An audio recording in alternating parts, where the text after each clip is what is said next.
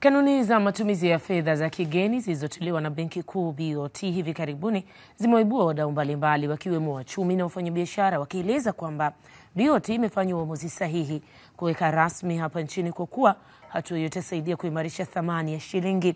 Hata hivyo, wadau hao wametoa angalizo kuwa kanuni hizo zinaweza kufanikisha malengo ya kuwepo kwake, na hivyo ni vema msisitizo na mkazo ukawekwa kwenye utekelezaji wake ili shilingi simame imara dhidi ya fedha za kigeni. Wamesema hayo wakati wakizungumza na Azam News baada ya kuwekwa wazi kwa kanuni hizo kwenye tovuti ya BOT kufuatia kuwepo kwa ongezeko la wananchi kutumia fedha za kigeni ndani ya nchi wakati wa manunuzi. Kwa tukienda hotelini naambiwa kwa siku chumba labda dola 135, dola 200. Kitu ambacho sio sawa.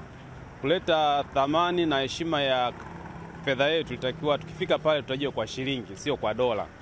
Kwa matumizi tunasisitiza kwamba hao wataalamu wetu wasiishie kwenye kutunga sheria tu, bali waende wakasimamie na kutekeleza. Nchi nyingi sana ukifika matumizi ya dola hairuhusiwi ndani ya nchi husika. Kwa nenda ka change hela benki, baada hapo uje ulipe kwa fedha ya nchi husika. Lakini kwetu imekuwa tofauti. Tunakuwa ni wepesi wa kutamka sheria, lakini tunapoenda kwenye kutekeleza sheria imekuwa ni changamoto. Kwa hiyo tunaomba hili swali ni zuri sana, na hawa wahusika au mamlaka zinazohusika ziende na sheria kali kulisimamia. Tusiishie tu kwenye kutamka sheria inasema pasipo kusimamia.